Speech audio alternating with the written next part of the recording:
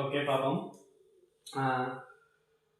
அதுவும் என்னது அதே மாதிரி அதாவது உங்களுக்கு இந்த திரிகோண கணிதத்தை பொறுத்த வரைக்கும் எப்படி அதாவது ஏ லெவல் சிலபஸ் எப்படி இருக்குன்னு சொன்னால் முதலாவது வந்து சமன்பாடு சர்வ சமன்பாடு நிறுவுதல் சர்வ சமன்பாடு நிறுவல் சரிதானே ரைட். அடுத்தது என்ன வரும் அதாவது இது அடிப்படைன்னு சொல்லுவாங்க அடிப்படை. அடுத்த ரெண்டாவது வந்து பார்த்தீங்கன்னு சொன்னால் என்னன்னு சொன்னால் முக்கோணியின் பண்பு முக்கோணியின் பண்பு. அடுத்த மூன்றாவது பிள்ளைகள் பார்த்தீங்கன்னு சொன்னால் அதாவது மூன்றாவது வந்து பார்த்தீங்கன்னு சொன்னால் என்னது இந்த இன்வெர்ஸ் ஃபங்க்ஷன் சொல்லுவாங்க இல்லையா, அதாவது இன்வெர்ஸ் அதாவது நேர்மாறு சார்பு நேர்மாறு சார்புகள்னு சொல்றது. அடுத்தது வந்து நாலாவது வந்து பார்த்தீங்கன்னு சொன்னால் பொது தீர்வு காண்பது. அடுத்தது ஐந்தாவது வந்து வரைவுகள் ரைட் வரைவுகள். அதாவது வரைவுன்னு சொன்னால் எங்களுக்கு சைன் கோஸ் வளைகள் தான் பற்றி படிக்கும். அதாவது சைன் கோஸ் வளையை பற்றி படிக்கும் ரைட். ஆனால் இப்பத்திய சிலபஸின் படி உங்களுக்கு யாருக்குமே என்னது இந்த வரைவுகள் விஷயம் வாரதில்லை. இந்த வரைவுகள் விஷயம் வாரதில்லை. பெரும்பாலான கல்வி வந்து பார்த்தீங்கன்னு சொன்னால் இதான் வாருது. அதான் மிக மிக முக்கியமான ஒரு விஷயம் வந்து முக்கோணியின் பண்பு.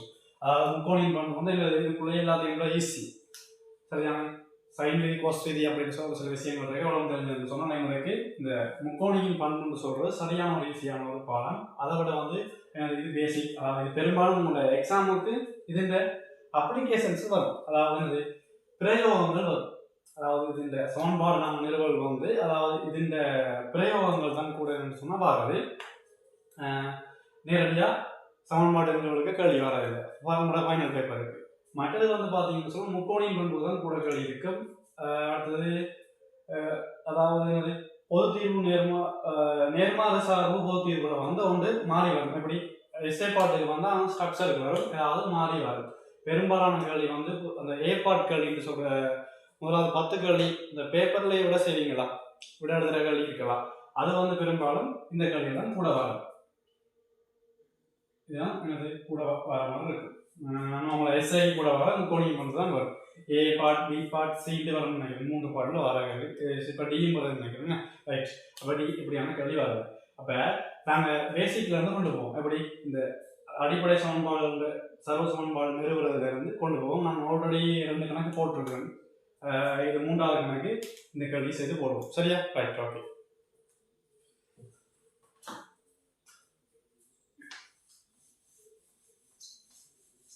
ரைட். இன்னொரு சொன்ன மாதிரி தான் பிள்ளைய கவனிங்க. இந்த திரிகோண கணிதத்துக்கு வந்து செய்யறதுக்கு வந்து என்ன ஒரு கேள்வி வந்தாலும், அதாவது நான் எழுதின அந்த 5 தலைப்புக்குள்ளே தான் கேள்வி வரும் உங்களுக்கு. இப்போ அந்த தலைப்பு எந்த ஒரு கேள்வி செய்ய இருந்தாலும் இந்த விஷயங்கள் அடிப்படை விஷயங்கள் சரிதானே.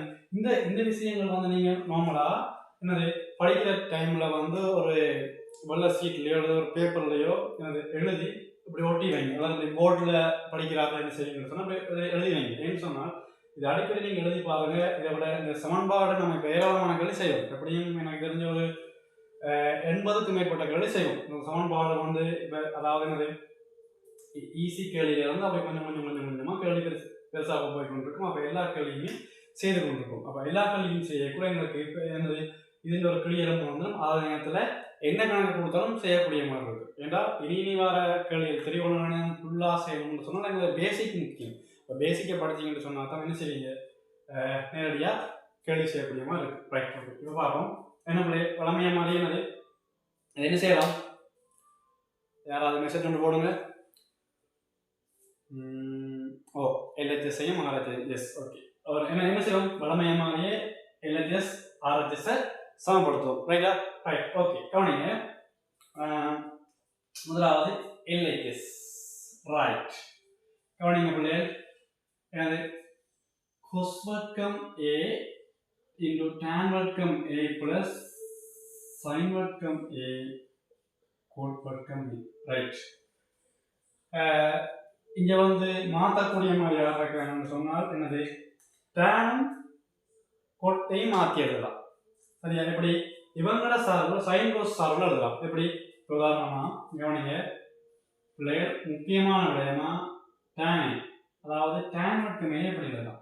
இங்க பாருங்க, sin இன்டு cos ரைட். அப்ப நான் என்னது இங்க tan வர்க்கமே மாறி sin இன்டு cos னு போடுறது இல்ல, tan வர்க்கமே என்று சொல்லிருக்கீங்க, sin வர்க்கமே இன்டு cos வர்க்கமே என்று வரப்போகுது ரைட். ஓகே, அப்ப என்னது தரவன் போடுவோம் ஒரு விளக்கத்துக்காக, sin வர்க்கமே இன்டு cos வர்க்கமே ரைட் பிளஸ் அதே மாதிரி sin வர்க்கமே கோட்டுக்கு என்ன பிள்ளைகள் கோட் என்ன எழுதலாம் கவனிங்க, cos sin ரைட். அப்ப என்னது தர போட்டு cos வர்க்கமே இன்டு என்னது sin வர்க்கமே ரைட். இப்ப என்ன செய்யலாம், இந்த cos வர்க்கமும் cos வர்க்கமும் என்ன செய்யும் வெட்டுப்படும், cos வர்க்கமும் cos வர்க்கம் வெட்டுப்படும். அதே மாதிரி இங்க வந்து பாத்தீங்கன்னா சொன்னா இதுக்குள்ள வந்த பிள்ளைகள் sin வர்க்கம் வெட்டுப்பட போகுது.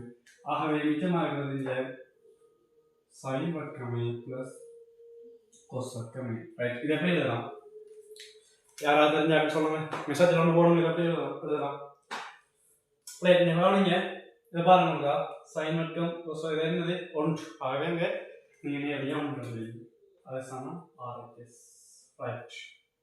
யாருக்கு அது குழப்பம் இருக்கா விளங்குனா என்னது ஜஸ்ட் ஒரு மெசேஜ் ஒன்று போடுங்க ரைட். ஓகே.